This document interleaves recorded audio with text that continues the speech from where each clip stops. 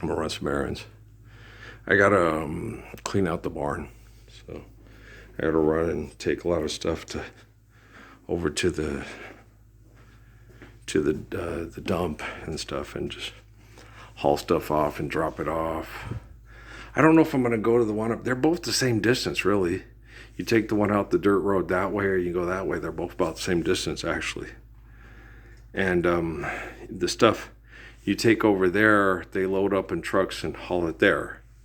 So I'm thinking it would probably just be intelligent and not more intelligent and better on the city and better on the environment if I just put it in the back of our truck and just haul it once, because it's just as many miles in that direction as it is in that direction. And so instead of a big truck having to load it up and haul it from there to there, it'd be better just put it in this truck, only go in one direction, then come back. So that's what I think I'm going to do. I think I'm going to take them all to the dump down on Motel and take my carbon print and be as responsible as I can when other people that are economists ignoring the Messiah are not, right? I can't overemphasize, that Ralph Earl Parsons Jr. is the man that they would refer to in rabbinic tradition as the Messiah. Okay, the Messiah is not a magical creature, part of Steven Spielberg or George Lucas movie or Cecil B. DeMille. The Messiah is a living human being, okay, that teaches us how to be humble enough to submit to faith in the glory of God and not try to limit the glory of God to our finite perceptions and our finite manipulation and interactions. So the Messiah is a very important human being, okay? And he is born to be the way he is because of the cultivation of the body that is the temple for the soul of the person that's a Messiah, okay? And the Messiah is a specific individual, okay, like Jesus or Muhammad or, and stuff. And like, when I talk that Lawrence Watkins, there's got to be 10,000 of you. No, there doesn't. There just has to be. When you read the book of Revelation, does it say there's 10,000 guys that are born of this woman Mary in the valley of the shadow of death there? No, it's just they're talking about one kid who grows into one man. That's it. All right. And my folks is from Texas and Tennessee on my father's side. So I have a tendency to, you know what I'm saying there? So, you're just going to have to live with that. America, you made me into do. You cultivated me into who I am today, My mom's side, she comes from Ellis Island immigrants. Apparently, through Ancestry.com, a British kid who was raised to hate himself by an Irishman, and a German lady who had a Jewish name, Kramer, which means Jewish peddler. And so that a German immigrant, okay, who left Germany to come here around the same time that horrific Adolf Hitler person was doing all the disgusting stuff that he was doing in the name of mythology, fantasy, and finances, right? So, and you got to understand, I will help people that came into my house and judged me as a hillbilly redneck savant and a Jim Parsons from the Big Bang Theory and stuff. And I have never been like Jim Parsons a day in my life. And no, I wasn't even like David Underhill. Because David Underhill was superficial and did all things that were cool and was, so. And I wasn't that type. And when girls were real popular, if they didn't show a propensity to be compassionate and intelligent and kind, I showed no interest in them sexually because I didn't want to listen to them talk, didn't want to go to the club to them, didn't want to go to fashion shows, and didn't want to sit there and go, okay, we're going to win because I'm better than that bitch. I didn't want to have anything to do with women like that. Okay, I wanted a woman who, the greatest thing you'll ever learn is just to love and be loved in return. And so, all the propaganda stuff with Jennifer Lopez, I wouldn't do second act. I wouldn't do Hustlers.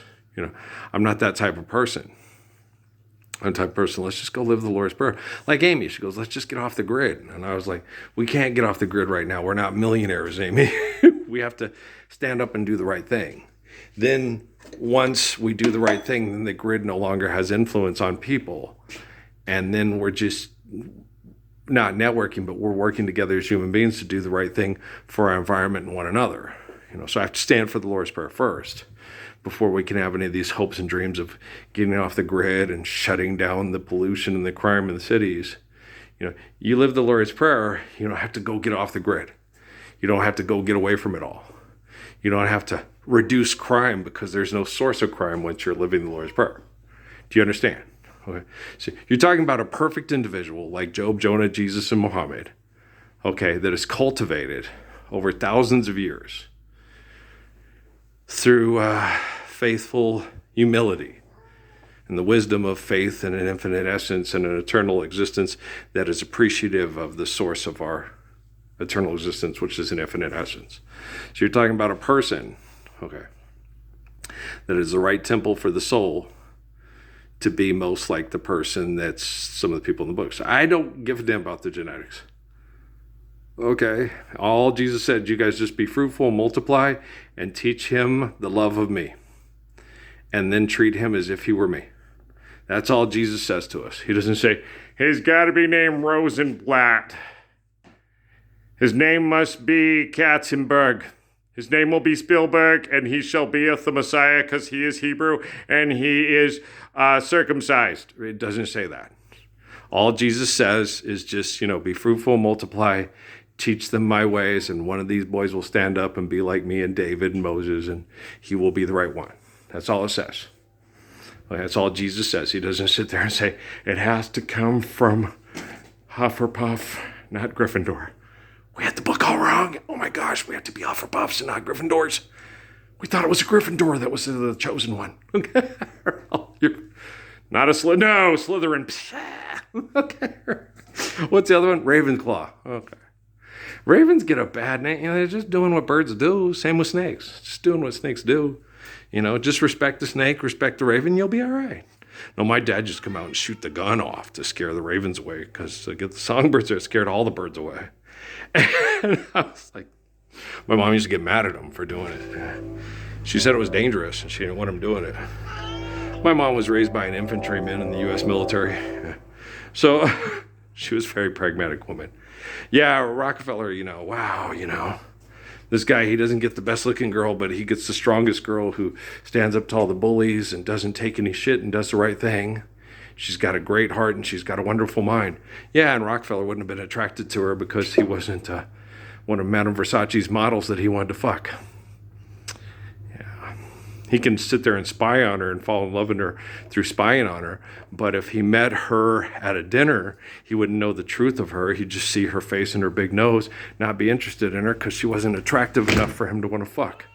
I know how you assholes work. I look like my mom. I'm not attractive enough for any of you superficial people to want to fuck. All right, well, that's perfect because I'm a lover, not a fucker.